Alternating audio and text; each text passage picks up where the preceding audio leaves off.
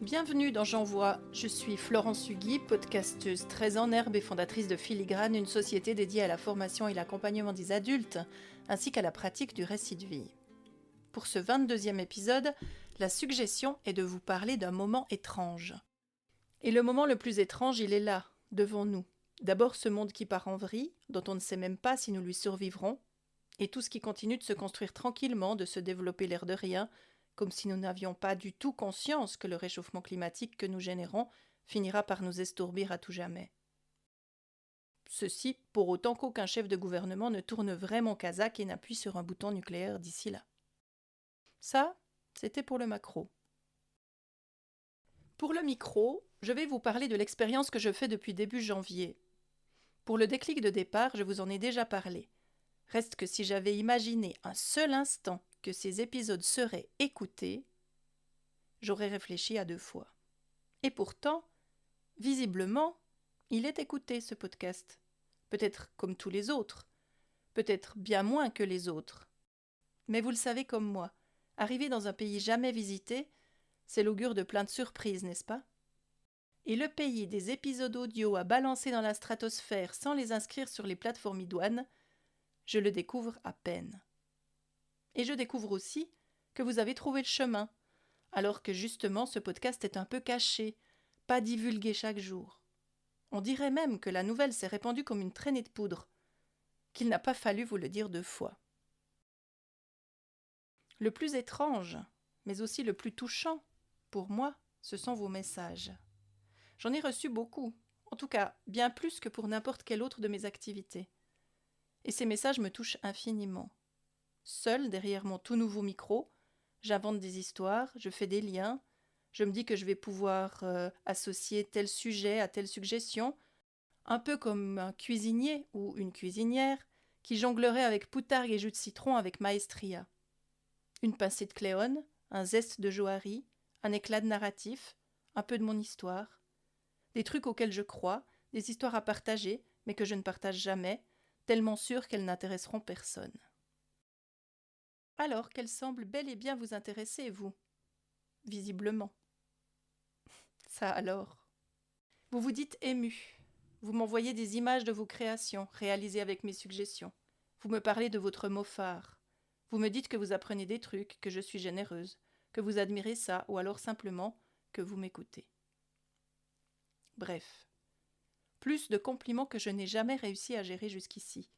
Mais là, j'ai pas tout à fait le choix. Moi qui fais tout le temps semblant de rien quand on me dit un truc gentil à mon propos, je suis bien obligée de les lire, vos commentaires. Mais en réfléchissant à ce que je suis en train de vous dire là, je préfère encore imaginer que personne ne m'écoutera. Qui voudrait perdre 5 minutes de son temps à de telles banalités ? Je le ferais, moi ? Je suis une dévoreuse de podcasts, oui, mais des trucs bien faits, professionnels, des thèmes à enjeu. Pas les élucubrations d'une vulgaire nana qui raconte des trucs à peu près sans queue ni tête en n'ayant aucune notion de montage audio pour relever un défi de 31 jours. Ça, pardon, moi, je ne le ferai pas. L'autre dimanche, en constatant que les chiffres d'audience avaient augmenté durant l'après-midi que j'avais passé à la forêt, j'ai frémi. Je vous ai imaginé, public fantôme, en train de vous gausser de mes imbécilités, de mes approximations. Et puis je me suis reprise. Peut-être qu'après tout, vous avez vraiment envie de m'écouter ? Oui, la légitimité et le syndrome d'imposture sont bien mes plus grands Everest. À moins, bien sûr, que vous n'ayez vraiment ri de moi. Et il y a aussi mes amis polis qui pensent que c'est une lubie de plus et qui n'ont même pas songé à aller voir de plus près. Vous savez, elle me rassure presque, elle. Et puis alors que ce podcast naît à un moment où j'ai 1000 autres dossiers sur le feu, que je devrais songer, en bonne adulte responsable inscrite sur LinkedIn, à la croissance de mon entreprise et à mon chiffre d'affaires encore incertain, je passe des heures à raconter des trucs au micro et je me sens super bien, comme s'il n'y avait rien de plus important au monde que ça. Ce micro, ce programme de montage et moi. Et vous, loin, derrière, un peu flou, pour ne pas me faire perdre tous mes moyens. Mais plus subtilement, je me demande si d'enregistrer sa voix et de se raconter ainsi ne serait pas aussi un outil puissant de prise de confiance, de soin de soi, de leadership. Chez moi, je crois que jour après jour, ça répare des trucs. Après 22 épisodes, il me semble que le fil rouge se dessine un peu malgré moi, que je reviens sur des thèmes, que j'ose déposer à peu près comme ça vient. Vous n'êtes pas mes psys, évidemment.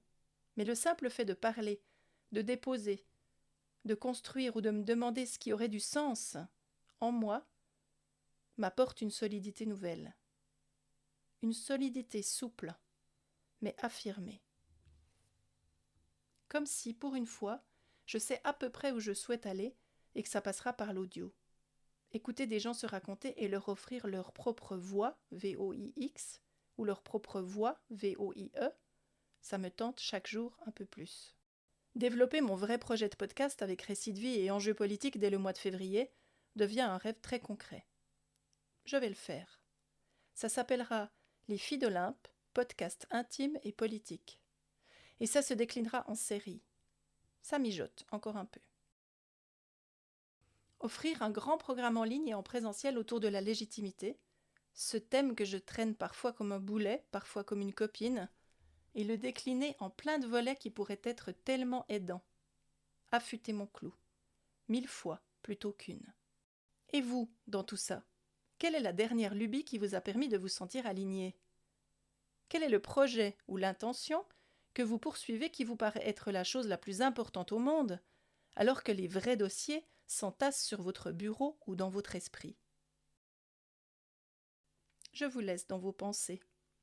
Moi, j'attaque la semaine avec ma pile en retard, en me réjouissant déjà de ce soir quand, à la nuit tombée, je pourrai à nouveau retourner dans ce monde de mots et de rêves où, tout à coup, tout redevient possible.